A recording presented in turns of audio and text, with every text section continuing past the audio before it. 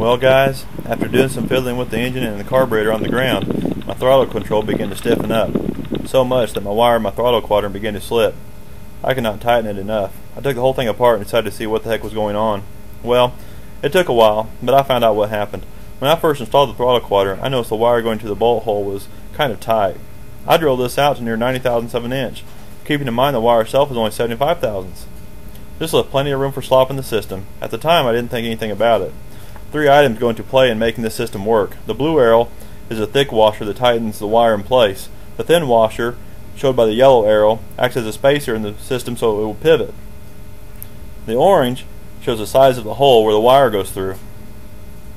In this first illustration, the wire gets tightened down to the thin washer. This creates a non-pivoting action, and you cannot easily tighten a wire down without bending it.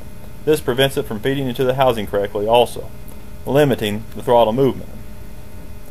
The right way to do it is to make sure the thin washer does not cover any part of that hole that is in the bolt. Therefore, when the wire is tightened down, it tightens against the inside of the hole, not the thin washer. By doing it this way, the correct way, it allows for easy pivoting and tightening of the wire without bending it. This might seem like common sense, but regardless, I was blinded by it at the time and incredibly frustrated. With all the systems now working, the first flight won't be long. Oh, and by the way, I ended up making that new bolt myself out of an A&N 4 bolt. See you next time.